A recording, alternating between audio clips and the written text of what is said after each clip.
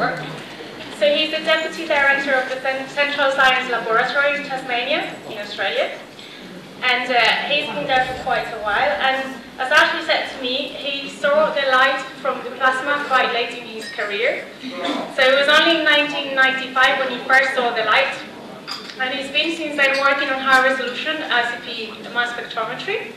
He's been working and applying this mass spectrometry to geological, clinical, environmental and marine research studies. He's got well over 45 publications. He's got two beautiful girls that he's really proud of, and he'll show you the pictures. He's got them on his mobile phone. And get this, he's learning to fly. So before he flies away, let's welcome Ashley Townsend. First of all, I'm really honoured to be here in China. My first trip, and I love it. My talk today is going to tell you a little bit about ICP-MS. Sure, it's high resolution ICP-MS or magnetic sector. Don't be put off by that or be drawn to that. It's applications of ICP-MS coming from my backyard, and you'll learn more about that.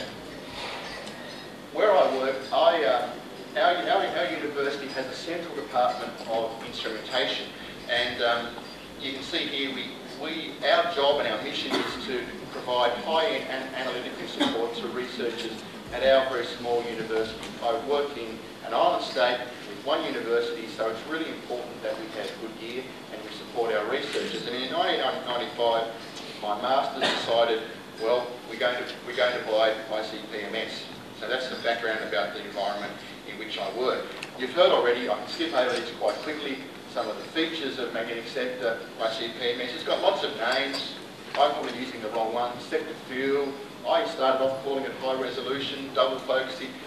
They each are referring to the same technique, different aspects of it. You can see increased mass resolution has been the advantage, and I've got some really early, these are really early spectra. This is arsenic and argon chloride, and you can see they're not even resolved. This is an early spectra from element 1 from about 96, but I'm still proud of it because I did that. And for the first time, we were able to clearly separate the analyte of interest away from the spectral interference that was causing these problems. Another one here, copper in my urine. That's my urine, and that's my copper. And this is all the stuff that we don't want to measure. One other thing, you've heard about the increased sensitivity, and I was quite staggered to hear how the new instruments, the sensitivity they've got, it's truly staggering. The geometry and their design, lower background, lower noise, and improved ratio. So there's going to be the features that perhaps I will highlight in my talk. But here am I, in case you didn't know, that's me. Typically I've been working on an element 1 up until last year. This was a sad day. This was what my element 1 used to look like, and this is why you should never give a scientist a screwdriver, because in a couple of days you can turn a perfectly good working instrument into butter skeleton.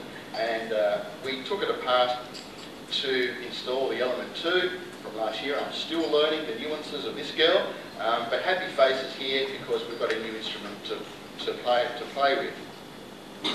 So the aim of my talk is just to showcase some of what this type of instrument will do, but in doing so I'm going to be drawing on examples and applications that I've worked on in my journey. It's only a recent journey really, I'm still young, from Tasmania all down south. And I always try to keep things really simple, so it's not high-end instrumentation, it is real world, in the real lab. How do we solve a problem with the instrument that we've got with the least dollars? Because typically it's always cost that drives what we do. And these are the 3 example areas that I'm going to look at: some clinical examples, some environmental examples including Antarctica, and some biogeochemical oceanography work that we've been working on quite quietly, but we're now starting to see published. So if you're coming to Tasmania, you have to know a little bit about where that is. So we're here in the great land of China. That's where you all are, and that's where I am. Steve, you're in China still. I've come from down here. This is Australia, so here's the Australian flag. We had the Olympics in 2000, you had the Olympics in 2008. They were the best 2, I think. So Australia is down here, and this little island off the coast of Tasmania was where they sent the worst of the worst convicts. because it's an island. You cannot escape. No one knows I'm here in Beijing. And this is Tasmania, my home, my capital of Hobart, and that's where most of the examples have been drawn from. So some information about Tasmania, and I couldn't help but put this up. My island has only 1/2 of 1 million people. 500,000 people live on my entire island. I think I saw that many people at the Forbidden City yesterday. That is my entire island. 1/3 of the island you can't get to. It is completely devoid of roads or trails. It's World Heritage Area. It's Natural Reserve and National Park. The island comes out of the ocean, so because of that it's rich in mineral deposits, it's rich in agriculture. We get a lot of rainfall, rich in agriculture being an island, so primary produce is just really important. And its position, it's really close to Antarctica. It's the southernmost bit of Australia. Other than a little bit of New Zealand and South America, we're it for Antarctica. So it's the staging post for the Australian fleet and also the French vessels going to Antarctica. And this is Princess Mary. We're very proud of her. She's the Queen of Denmark, and she's a Tasmanian. This is the Tasmanian devil, not to be confused with me.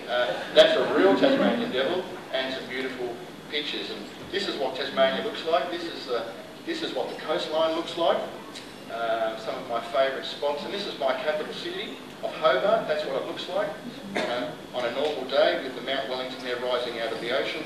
But I'd be lying if I painted a perfect picture. It's like anywhere in the world. Anywhere where you have man, anywhere you have the presence of a population, no matter how low, unfortunately you will find examples that look like this. And with our rich mining heritage, we have acid mine drainage, we have mines, we have industry, we have water sampling, just like where you're from, where I'm from as well. So these are issues that we can apply ICP-MS to help solve some of these problems. So let's jump straight in and have a look at some clinical examples.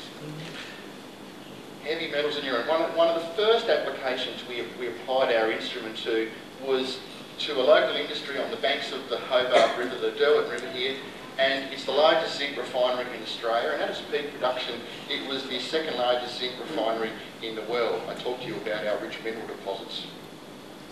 And there was a concern of the workers being impacted by the metals that they were processing. So we collected worker urine and we had a look, or we were asked to have a look at heavy metals, copper, zinc, lead and cadmium in these samples to actually see whether there was any poisoning taking place. So we investigated various methods of dilution and reconstitution, microwave digestion, focusing on these elements, various internal standard mixtures. But the use of high resolution soon became apparent for things like copper and elements, isotopes like zinc, and that's well known. And what we found was that really it didn't matter. It didn't matter what we did to a urine sample. We could cook it, we could heat it. Simply by this is a bit of a difficult picture to actually see, but diluting the samples 10 times worked very, very, very well in terms of a reference data and what we wanted to find. For some samples, diluting even further helped, but generally, as a good compromise, diluting 10 times, medium resolution or increased spectral resolution worked really, really well. Tasmania, because of its high rainfall and its selenium deficient soils, there was also issues with regarding the population, whether the human population in Tasmania was deficient. Farmers have been lacing their paddocks, their feed, with selenium supplements for many years, and so we were asked to investigate human selenium deficiency. So we again looked at a range of analytical parameters, interferences, dilutions, ethanol digestion, addition, microwave digestion, rich internal standard, and so on. And we came up with a number of parameters here. Selenium, for those who know, I think it's a really tough element to analyse. It's got nothing going for it. It's multiple isotopic. Each of the isotopes is essentially interfered by really problematic interferences. It's got a high ionisation energy, so it doesn't really want to ionise in the plasma. Every box it's got covered, but yet we still have to give it a go. And what we found was that diluting the blood plasma, diluting it 5, 10, 20 and even 30 times, only at 30 times the dilution were we starting to get a target accuracy met. And of course we needed our highest resolution possible. Now, a 30 times dilution of a sample can sometimes start tracking towards our blank levels, so we didn't want to do this. We had to think of a new approach, and the way we came up with was to adapt a well-tried method of adding ethanol to both the standard and the sample, to saturate them both with a carbon level to try and normalise that. And by adding about 100% of ethanol, we found that we were meeting analytical requirements. So that's some work up of that study. What did we find? And that's shown in this picture. There's frequency distribution. We've got selenium concentration along the x-axis and the cumulative frequency on the y. What we found was very exciting. We could allay our fears. No, looking at 350 odd samples from the Tasmanian population, their mean selenium levels came out at around 110. You can see this nice distribution, and 71% of those were over 100, which was a target indicator of deficiency. Some points of interest, people that we did identify their deficiency. We asked all these people about their diet, their activity, their lifestyle, and these people were typically pregnant. And also we had a couple of people that were, you can see the discontinuity in the axis here, they had very elevated levels of selenium. And these people had daily intakes of things like almonds and Brazil nuts rigorously every single day, and these materials are known to be rich in selenium. So that was very interesting as an aside. Quickly, I wanted to show this, being in China, this is a recent clinical application that we've been looking at sulphur in seaweed. Tasmania's clean environment, parts of it are clean, make very clean polysulfated polysaccharide material. I can't say that terribly well.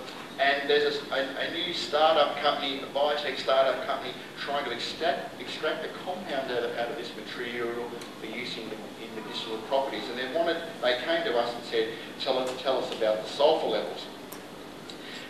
Now, this is a very bad spectra, I apologise. Sulphur here, but clearly separated from oxygen. Sulphur, you just can't normally do it, but on a magnetic resonance, a high resolution ICP-MS, we can clearly separate the sulphur away from the oxygen, and we get unambiguous measurements there.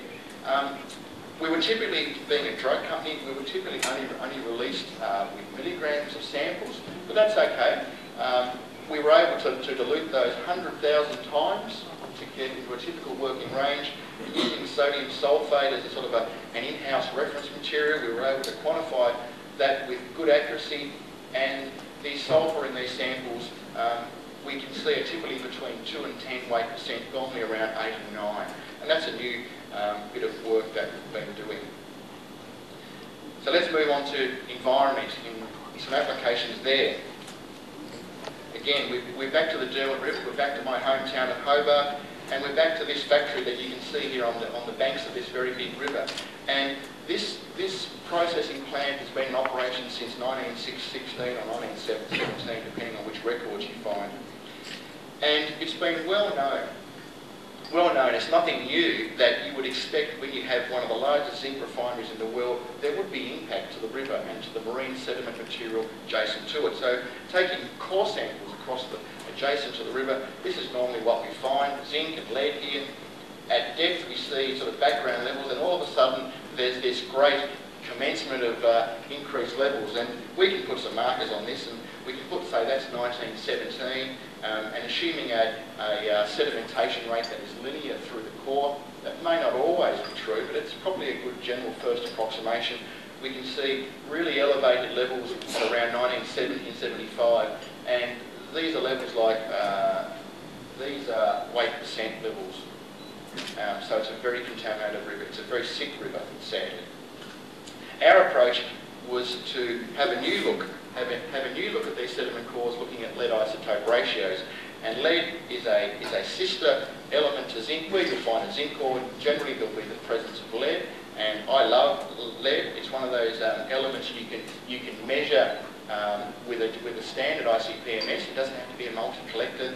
The accuracy and precision is enough to be able to do that.